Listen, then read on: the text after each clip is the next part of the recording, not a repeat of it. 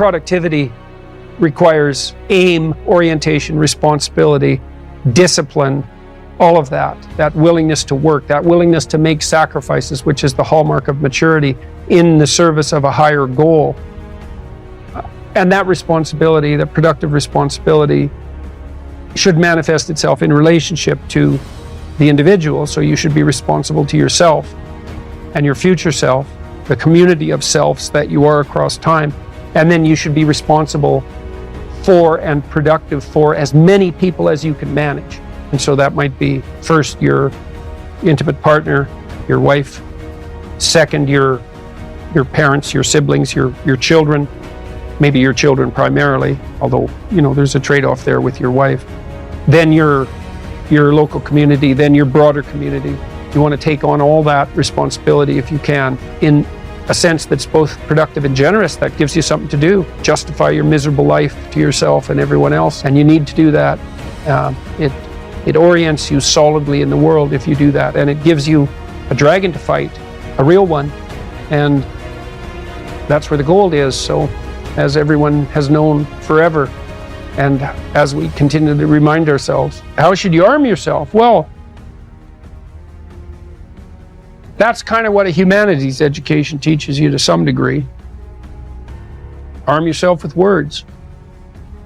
Be precise in your language. Right? Say what you mean. Read great men and great women. Make yourself literate. Get your tongue in order. Get it under your own control. Get rid of the ums and the likes and the you knows and the pauses, and get rid of everything you say that you only say to impress other people, and just see if you can say what you believe to be true. That's an adventure. That's the thing about the truth, If you aren't speaking the truth, well, you got to ask yourself, if you're not speaking the truth, who is it that's talking? If you're saying something that you do not believe to be true, it's not you talking. It's something else. It might be the part of you that wants to manipulate the other person into delivering what you think you want from them.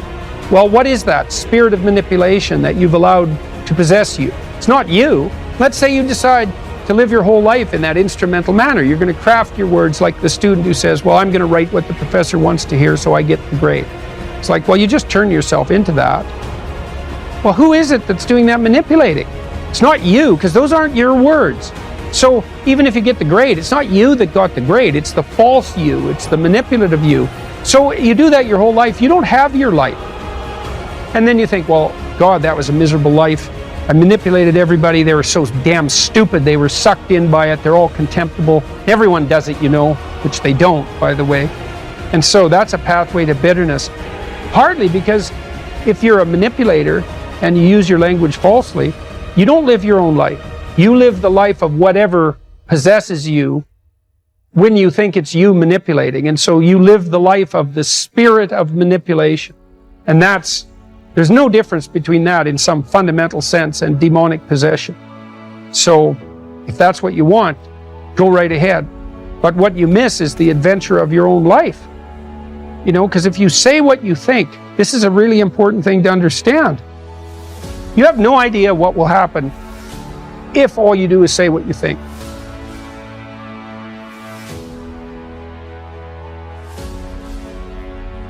Because you have to let go of everything. Just to do that, you have to assume that there isn't anything better that can happen than what happens if you tell the truth, no matter what happens. Because you say, I'll tell the truth and I get in trouble. It's like, well, is that good or bad? Well, it's not so good when it's happening. When you get in trouble, that can be devastating. But in the medium term or the long term, in my situation, I've gotten in trouble plenty of times for things I've said, and many times I thought, that was fatal, that was the end. I said something or it was misinterpreted, but often I said something that I was going to get taken out, I was going to get canceled, and that was the end of my reputation. And every single time, and I hope partly because I didn't say things that I didn't think were true, every single time it switched around.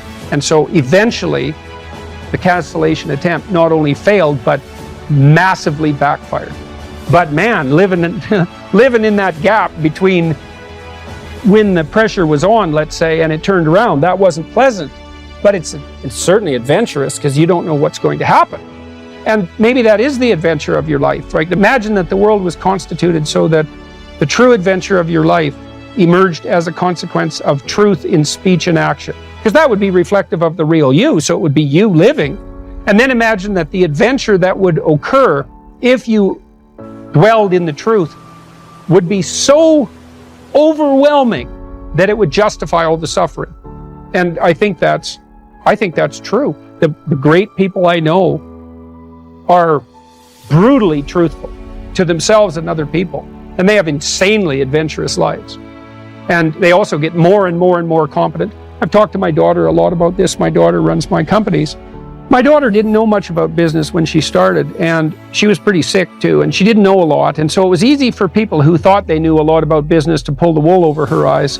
But Michaela has the ability to ask stupid questions, and we've talked about that a lot. It's like, you only have to ask a stupid question once if you're alert. You ask a stupid question, and if you're in a crowd and you ask a stupid question, 80% of the people in the crowd have the same question. They're just too cowardly to ask. But you ask and then someone actually tells you, you never have to ask that question again. You're no longer stupid.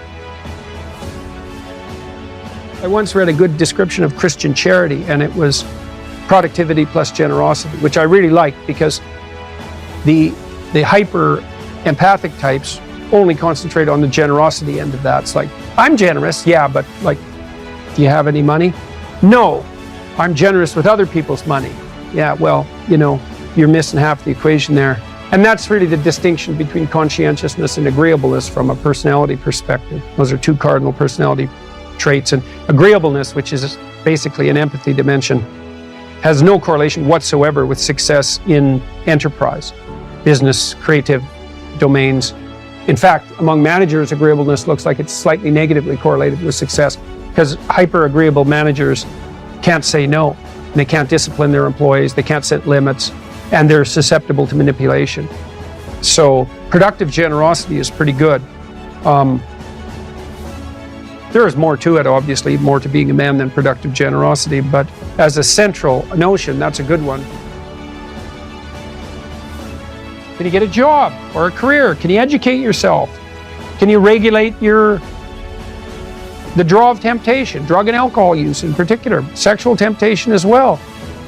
Oh, do you do anything that's remotely resembling civic responsibility? Are you a member of a political party? Do you go to church? I don't go to church because, their beliefs don't match mine. It's like, who the hell cares about your beliefs? You're like 16. You don't even have beliefs. And if you think it's like you're right and the Catholic Church is wrong, well, good luck with that attitude. And that isn't to say that the church, for example, or a political party doesn't need repair, because all institutions are always falling apart and corrupt. That's a story as old as time. That's the evil uncle. But good, you have something to do. Go fix it up.